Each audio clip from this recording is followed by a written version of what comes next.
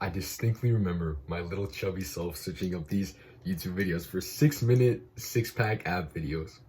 And I remember I would be just so disappointed when after the 6 minutes of that grueling exercise, I would go to the washroom, I'd look in the mirror, and no six-pack.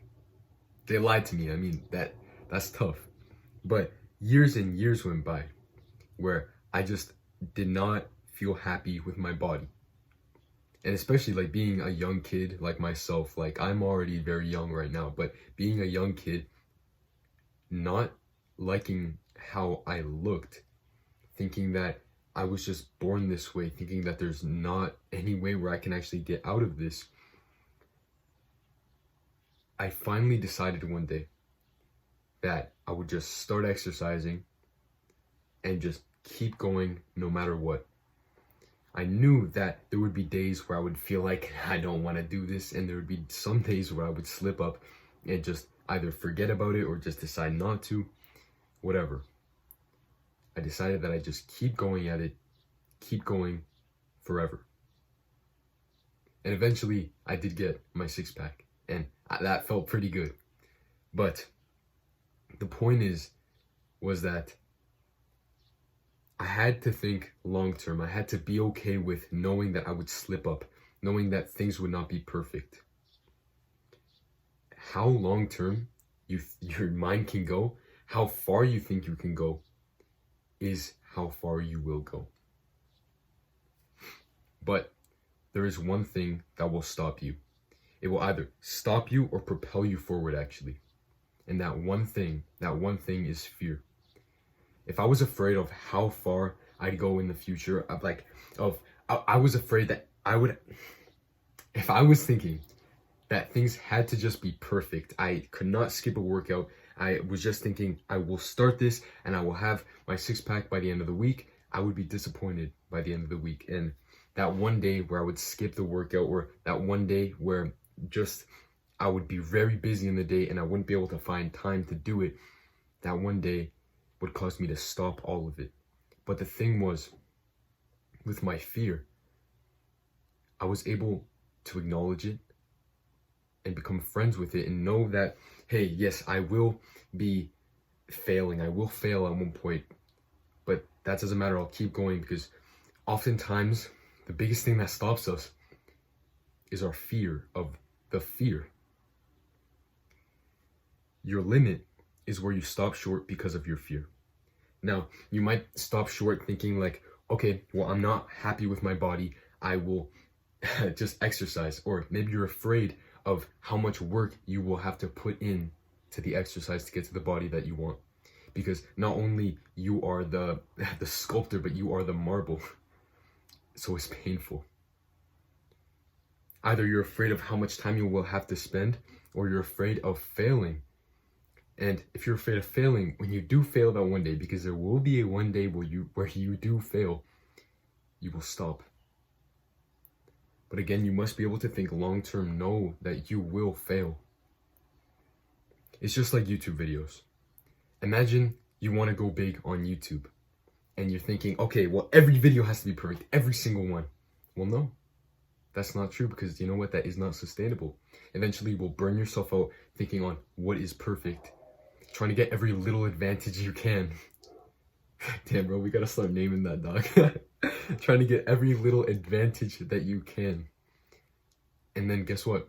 You'll just waste so much time, you'll burn yourself out, and then you'll completely forget about the thing that was the most important. And the thing, instead of all this fancy editing, all this fancy planning, trying to polish everything you were saying, all that stuff would just go to waste, because really what you needed to focus on was your fear of failing was pushing you away from this simple realization.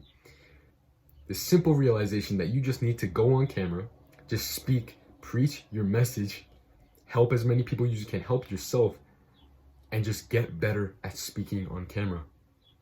It's that simple, and often we do overcomplicate things because of our fear. But there are 3 paths you can go. The first 2 will set you up for failure, which is not necessarily a bad thing, because failure is what causes us to keep going and just learn. And you know what? As a side tangent, failure is sustainable. Do you know why? Because once you do do fail, you continue, you learn from it, and you keep going, and you just keep going, you keep getting better and better. Imagine the guy who never failed. When he got to the place that he wanted to get to, he would not be able to sustain it, because guess what? He would not know the pain of having to sustain it. He would not know the pain. He would not have the trouble of having to like go up to sculpt yourself, to be the sculptor and also the marble. Like, it hurts every single time. It hurts. But once you get to the top and you've had the pain, you are able to sustain it because you have the skills, the knowledge that you've accumulated because of your failures. So let's go back to this. There are three things, three paths you can go off of. Number one, the first path is your fear of fear. This is where you do not live at your limit. Your limit is where, if you're playing at your limit, your fear, your limit, your capacity, where you stop short because of your fear. If playing right there, that allows you to grow. But if you stop short because of your fear of even trying, fear of failing, then you will just be complacent and you will stay at the same place, filled with regret. With every moment that passes by, you will feel regretful of the last moment that you didn't decide to keep doing it, keep working at it. And number two, and you'll notice this with a lot of people, but nobody ever talks about it. So many people, they go all in, because of fear. They want to almost win over their sense of lacking. They're thinking if they can push so hard, they will eventually move past, break through this fear of not being good enough. But again, that is not sustainable because it is of fear.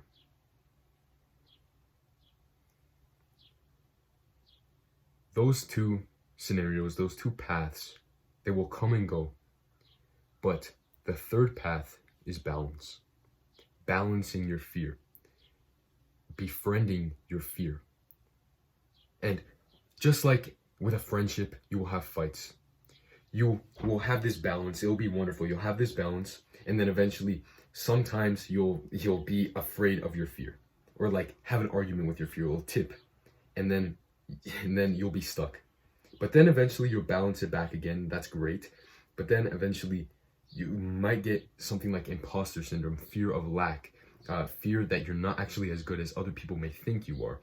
So then that will tip again. But there's this healthy middle bit. That's the healthiest path. The third path is the one that we should take, and that is the path of love. Befriending your fear. Balance your fear. Relax into your fear, because once you relax into your fear, you can go into the fearless. And yes, this world, it is wonderful, it is beautiful, but it is fair. And you will only get the things that you want if you work tirelessly for them. Because the things you want, they're valuable, so they are hard to get. Once you relax into your fear, you can become fearless, and no matter what challenges life throws at you, you will have this spontaneous, alive readiness, just ready for everything that life throws at you. Don't think about how you will fail, but know that you will fail. Don't think about the future, how you may slip up, or if you are not good enough, because trust me, everybody has the same opportunity. But I know, because you've clicked on this video, because you and I are having this conversation, because you've been able to speak with me for 9 minutes straight and not just click off, because by now 50% have clicked off. If you are still here, you are a special person. And that proves to yourself and proves to me that you are capable of this. So let's do it, man. Remember, live with integrity, live with love, and good luck.